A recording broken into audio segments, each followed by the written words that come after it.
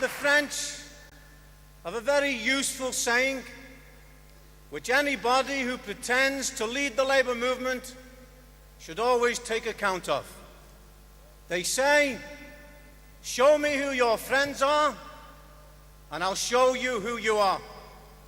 The right wing in the Labour Party, including some at the highest summits of the movement, will be well advised to heed that advice in the shameful attacks that have been unleashed against Militant, and in particular against the Liverpool City Council. Because all of you here will be aware there were thousands of words, perhaps acres of newsprint, that was spent in the aftermath of Neil Kinnock's comments at the Labour Party conference in relation to the Militant and in relation to Liverpool City Council. But I believe that perhaps the most surprising, the most astounding comment came in the newspaper, which very often is not read by the activists in the Labour movement. And that was the comment of the Daily Mail, which a few days afterwards made the point. "A great speech, Neil, but you read it here first. We don't agree very often with the Daily Mail. It's not given over to supporting the Labour movement or its leaders. In fact, when it comes to the Militant newspaper, its articles and editorials are usually written in the mad dog saliva of a journal that supported the fascists in the interwar period. And yet we have them praising the leader of the Labour Party." This was followed, comrades, only a few days later by the Tory party conference, that gathering of atavistic primitives which passes for a serious gathering of a serious party. And we saw there at that conference as well the unprecedented situation. I don't think you can recall it in relation to any section of the Labour movement, where we had not one, but 4 Tory ministers, led by Tebbert, followed by Baker, a good friend of Derek Hatton, followed by Patton, another Tory minister, and of course by the chief witch herself, Thatcher, when she spoke at the end of the conference. And all of them demanded the expulsion of Militant supporters from the Labour Party. This Tory thunder, this Orpheus choir, if you like, was also echoed by the pipsqueaks within the Liberal Party of Steele and of Alton, developing the idea of expulsion on the same theme.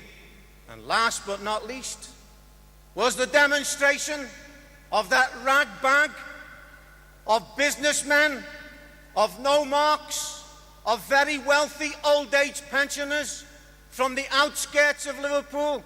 I believe I heard from one of our comrades that there was an unprecedented outbreak of housebreaking in Egbert and Wilton and other areas of Liverpool at the time that this demonstration was taking place, which of course we deplore because crime arises from capitalism itself.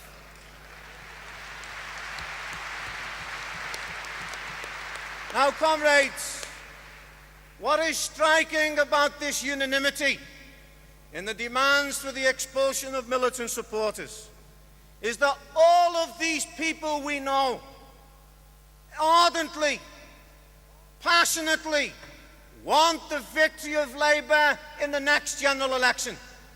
They've argued, and the right wing have taken it up unfortunately, that if Militant is expelled from the Labour Party, that equals electoral success for a Labour government, for the Labour Party in the next general election. But you know, the right wing and their supporters in the capitalist press have one little problem. Not in theory, but in life. We've seen in one city in Liverpool where a Labour council, not of course dominated completely, but powerfully influenced by the ideas of Militant and by the ideas of Marxism, despite the filth that has been thrown, despite the personal vilification of people like Derek Hatton, where the Sun quoted your average businessman, your average company director, and even an old-age pensioner who allegedly lived over the road from Derek Hatton, who referred to him as the thing from Thingwall Avenue. It makes the flesh creep. Despite all this filth that has been thrown at this council, according to the capitalist press itself, Liverpool has increased its support from 46% in the elections of 2 years ago, where according to the Sunday Times, it now stands at 55%. If that was translated onto a national scale, we would have a landslide Labour government and a majority in Britain.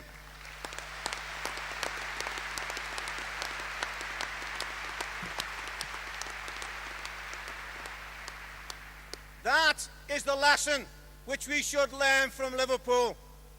The Labour Party conference should have been used not as a platform for the attacks and vilification of the leaders of the working class in that city, which shows the future of the working people and the Labour movement in Britain.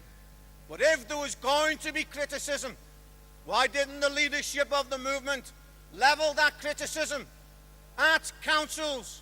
Yes, Labour councils up and down the country. One of them in the Rhondda, unfortunately, that has clashed with its own Labour force. Why? Because the leaders of that council wanted to carry through privatisation, the demands of the Tory government. Or why weren't those Labour councils who started out with Liverpool at the beginning of this year in the struggle against the government, but one by one flew the white flag in the course of that battle, why weren't they brought to book and brought to account at the Labour Party conference itself?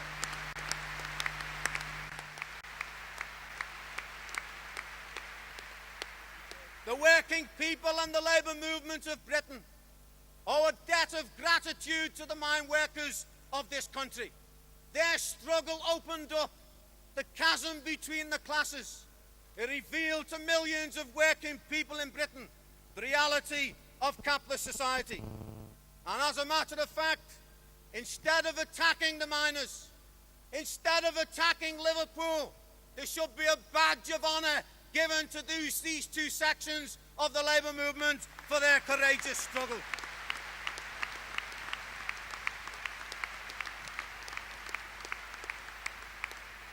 But what's more important, comrades, is that these attacks fill any thinking worker with foreboding for the prospects of a new Labour government.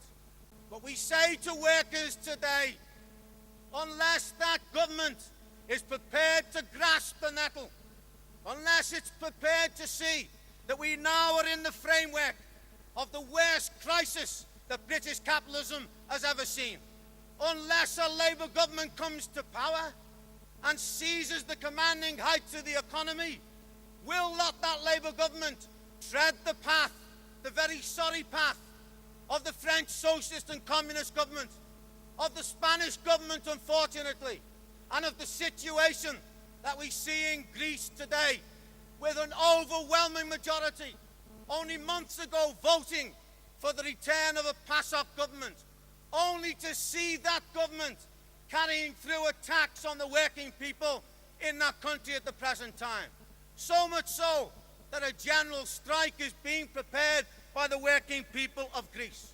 I say that we are full of foreboding. When Giles Radici, it's absolutely incredible when you think about it. When the teachers have been involved in strike, what an indication of the radicalization that has taken place in British society. When we should be doing everything to guarantee the victory of the teachers in that struggle. It's the blooding of a section of white-collar workers who are joining the heavy battalions of the miners, of the railway workers, and of other sections of the working class within the Labour movement. And yet Giles Radici the other day says, well, the teachers should settle, because if they don't, they will embarrass Labour authorities who are finding it difficult to manage within the guidelines of this Tory government. We say to those Labour authorities, you should do what Liverpool did and defy the guidelines of the Tories in order to support this.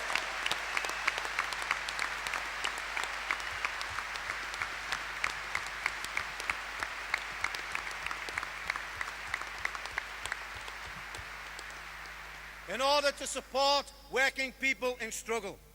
Comrades, I'll end on the following note.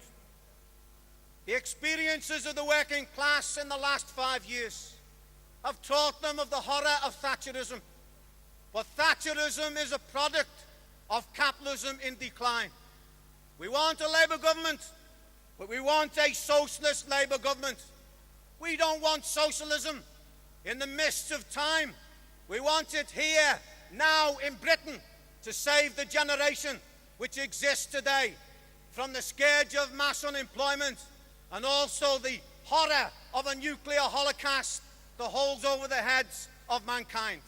Our programme, you know, is extremely modest, on the basis of a planned economy, which would be entirely possible if a future socialist Labour government took over not every fish and chip shop, but the 200 monopolies that control 80 to 85% of the economy. We would give compensation, yes, on the basis of proven need. Imagine then what would be possible. According to economists, the government pays out £7.5 billion to the unemployed in dole and social security pay. Lost taxes amount to £12.5 billion. That means £1,000 for every unemployed person is paid out by the Exchequer every year. If all the unemployed are put to work, that would generate something like £14,400 for every worker added value. That would give an extra wealth in Britain of £52 billion. Even if the unemployed, those who are employed, were paid out of that, that would still leave £40 billion to spend on all the problems that working people face today. That would mean, frankly, a trebling of house building, a doubling of investment back into manufacturing industry. It would mean a 50% increase in health and spending on pensions. And that is, by the way, without using the 30% of industry that is lying idle under capitalism at the present time. That, comrades, is not utopian. That, we believe, is the only realistic programme for the working people of Britain. And we say to our enemies in the media, we say to our opponents within the Labour and trade union movement, you've hurled everything at us in the last 3 years. 3 years ago you thought by expelling a handful of people that would mean the end of Marxism within the Labour movement. When will you ever learn that the growth in Militant is not a conspiracy of a handful of people who've parachuted into the Labour movement?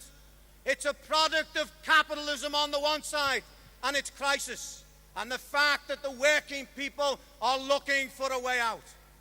We are confident that in the period that is opening up, rather than being weakened by the attacks of our enemies, on the contrary, so much suspicion now is being generated by the media in Britain in the attitude of working people that their attacks are a guarantee that many workers will travel in the direction of Militant and in the direction of Marxism.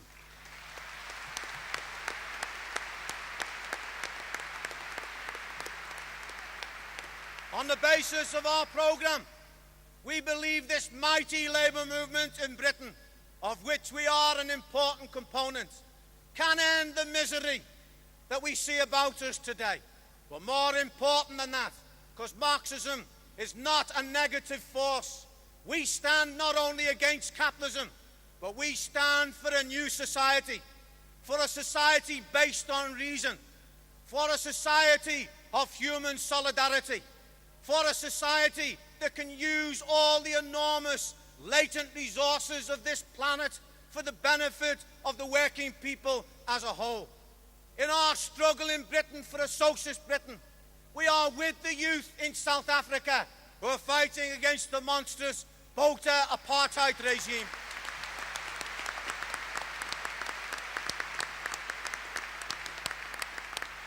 We are with the working class fighting against the Ice Age and the Iron Heel of Stalinism. We are for a socialist United States of Europe. If we start in Britain, imagine what would take place on a world scale. When Thatcher was in Malaysia, she was greeted by a group of workers chanting, "Liverpool, Liverpool, Liverpool." It had nothing to do with football, by the way, because most people support Everton in Liverpool at the moment. But a sectarian comment in passing there. But what they were looking towards was the struggle of one city. We had a letter from comrades in India who praised the struggle of the workers in Liverpool. We had a comment from a worker relayed to us in the Australian labour movement who commented on the marvellous struggle of the Liverpool working class. If such a struggle in one city can exercise such a mesmeric and attractive effect throughout the world, imagine the effect of a socialist Britain, like a giant magnet pulling towards its iron filings. We could begin to reconstruct Europe on socialist lines. Once we do that, it will be the end of Stalinism, and even mighty American imperialism will be shaken to its foundations, as the comments of Harry DePaul and others would show. Comrades, Militant is here to stay.